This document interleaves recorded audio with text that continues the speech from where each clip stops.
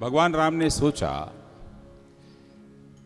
कि अब अयोध्या में मुझे अवतार तो लेना ही है, और अयोध्या में सरयू जी बहती हैं,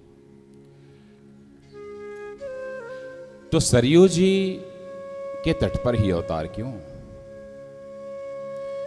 तो भगवान का विष्णु जी का पहला जो मत्स्यावतार हुआ था उसका संबंध सरयू जी से है।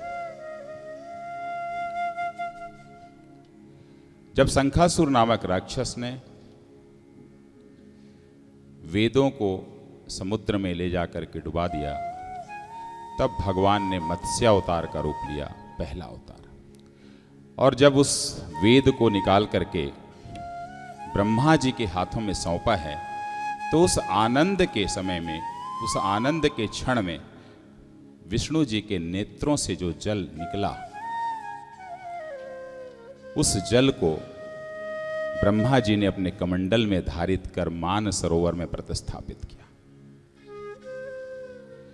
कालांतर में महापराक्रमी वैवस्व राजा ने अपने धनुष बाण से उस सरयू को मान सरोवर से निकाला, और वही सरयू बहते बहते अयोध्या आई, क्योंकि इस जगह पर भगवान राम ब्रह्म अवतरित होने वाले हैं। यह आपो देवता है, इसलिए सरयू का महात्म्य बहुत है। गंगा जी के महात्म्य की जब बात आती है तो लगभग अधिकांश चौपाइयों में गंगा स्नान और पान शब्द एक साथ आता है। गंगा में स्नान के पश्चात उसका पान जब तक नहीं करेंगे तब तक के आप उसके पूरे फल को प्राप्त नहीं कर पाते। पर यहाँ बाबा की लेखनी रुकती है मानस जी में कि जब विष्णु के नेत्रों से बहने वाले आंसू से सरयू जी निकली हैं तो उसका पान करना चाहिए या नहीं। इसलिए स्नान शब्द बार बार कहा है कि स्नान करिए दर्शन करिए, स्नान करिए दर्शन करिए। श्री रामचरितमानस में सिर्फ एक ही बार, वो भी आखिरी में लिखा है कि पान कर सकते हैं तो कर लीजिए। मतलब स्नान करने मात्र, देखने मात्र से, स्नान करने मात्र से सब कुछ मिल जाता है। उस सरयू के तट पर भगवान राम आ रहे हैं। इस धरा के अंदर, इस हिंदुस्तान के अंदर एकमात्र सरिता है जिसके जल का अलग नाम है।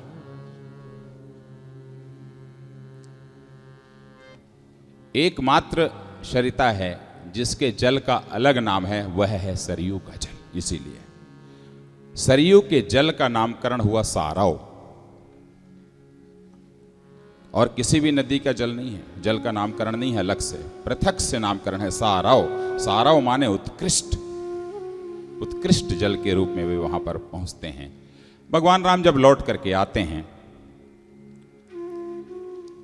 रावण को पराजित करने के बाद, तो कहा गया कि सरिता इतनी पुनीत है, सरिता इतनी निर्मल है, सरिता इतनी सुंदर है कि जिसके बारे में जितना कहा जाए कम है।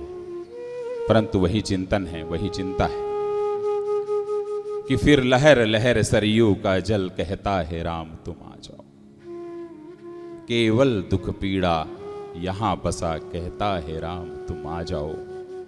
उन्माद नीर चीखे बोले, छाती पीटे विष है घोले, जल पर तैरे थे नील कमल, बिखरा बिखरा अब कमल का दल। तू कहां गया है रघुनंदन, सौमित्रानंदन कहां गए, सब लहरें शांत शून्य देखे, कहती है राम तुम आ जाओ।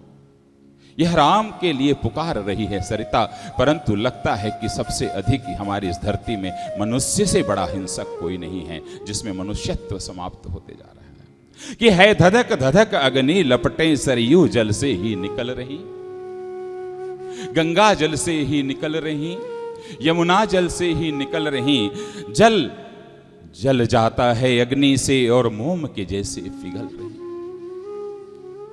तुम कहां गए मेरे राघव, सीता वैदेही कहां गई, निःशब्द अधर और रोम रोम कहता है राम तुम आ जाओ। यह आज का परिवेश है, यह आज का ऐसा परिवेश है जिसके बारे में जितना कहें सोचने के लिए हमें मजबूर होना पड़ता है, होना चाहिए, हमारी जिम्मेदारी है।